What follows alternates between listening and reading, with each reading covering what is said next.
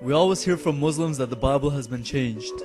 First off, there is no evidence of this, and secondly, and more importantly, for the Muslims watching this, what does the Quran say about this topic? We'll go to the Quran and see what it has to say. So for the first question, according to the Quran, can the words of Allah be changed? Surah Yunus 10:64 says, "For them are glad tidings in the life of the present and in the hereafter. No change can there be in the words of Allah. This is indeed the supreme felicity." So there is no changing the words of Allah according to the Quran.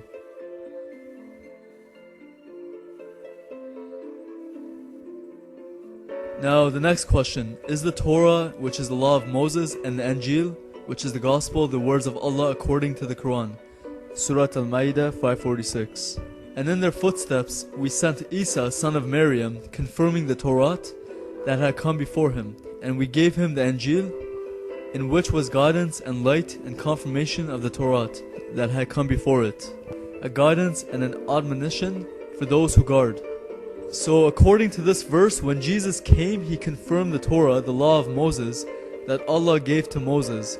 He confirmed it, which means what the Israelites had, according to this verse, was the true revelation given by Allah according to the Quran.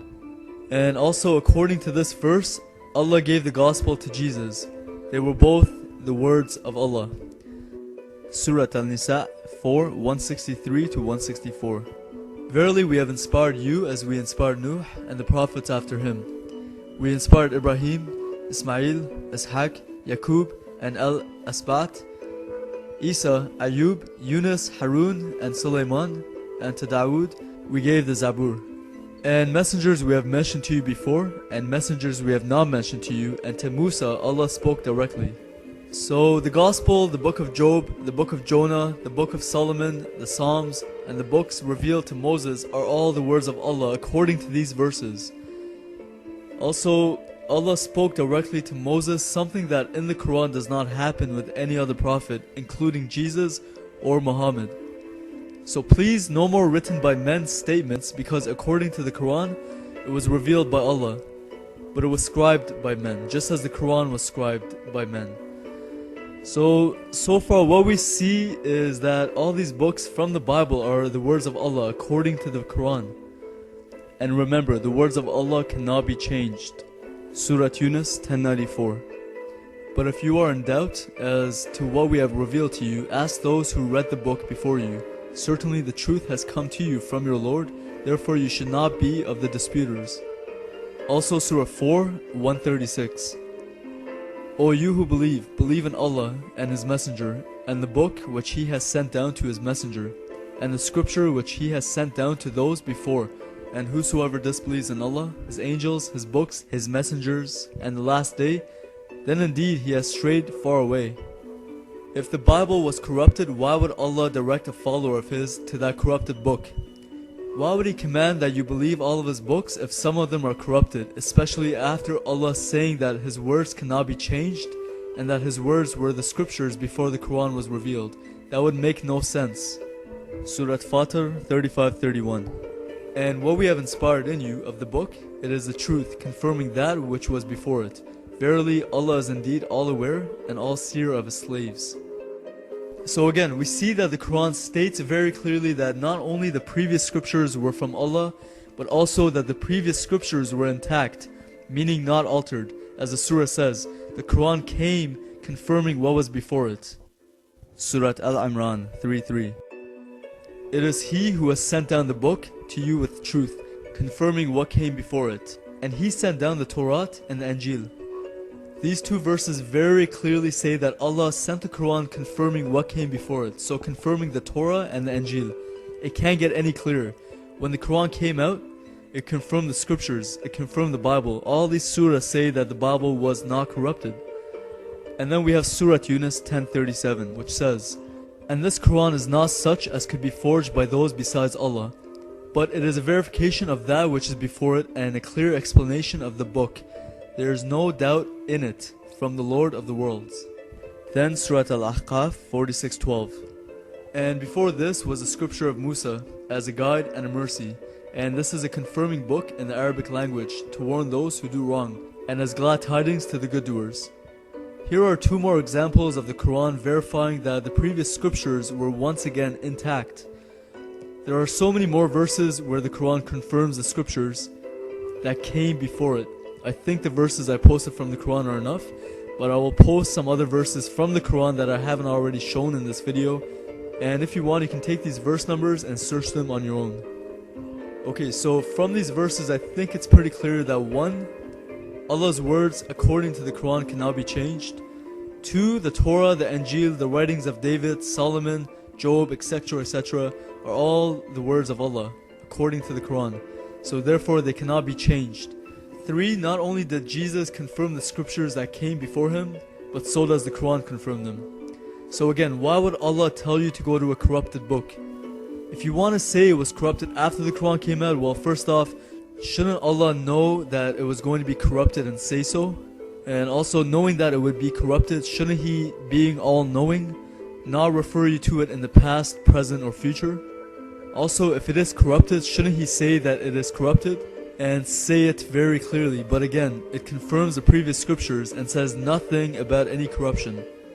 Also, on the topic of it being corrupted after the Quran came out, that's impossible.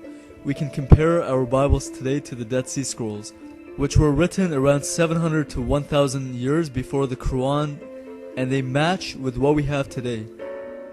And then there is the Greek translation, the Septuagint, which was done around the 2nd century or 3rd century BC. Then there is the Aramaic translation called the Peshitta, done around the 2nd to the 4th century AD. Then there is the Latin Vulgate, done around the 4th century AD. And then for the New Testament, there are over 5,000 early Greek manuscripts of the New Testament. Plus, there are many translations which came before the Quran, like the translations into Latin, Syriac, etc. So altogether, there are about 24,000 ancient manuscripts which predate the Quran for the New Testament, which all coincide with what we have in our Bibles today. If there are any differences in the Greek manuscripts, they are explained in the footnotes, and they are always minor, nothing doctrinal or of any importance. So with all that being said, simple logic can only give you the conclusion that according to the Quran and other historical documents, the Bible couldn't have been corrupted. So then comes the question, if the Quran confirms the Bible, why do Muslims say it is corrupted? The reason Muslims say that the Bible is corrupted is because they have no choice. They have to say it's corrupted because if the Bible is not corrupted, then the Quran is obsolete. But again, from what we see in the Quran, it tells you to go to the Bible, and it says that it was intact. It doesn't say anything about it being changed. If you're a Muslim watching this, you should really give this some thought, because as we have seen from this video, nowhere does the Quran give any indication of any corruption. Again, it's the opposite. The Quran actually confirms the Bible. I know I keep repeating myself, I just want to get the point across. Now, I want to take a moment for any Muslims watching this who might not understand the reason for the crucifixion. God is holy and perfect, and there is none like Him. We're not holy or perfect, and we are all alike. We all fall short of God's glory. God's standards are perfection and nothing less. He will not settle or lower Himself to man's standards. You can see God's standards starting in the Garden of Eden. God gave man free will to either follow His command that leads to life, or to do our own will, which leads to death. Again, God's standards are perfection. He will not settle for less, which is why it took one sin, one act of disobedience for Adam to be cast out of the garden. With this one sin came a shadow of what was to come later, animal sacrifice for the forgiveness of sin.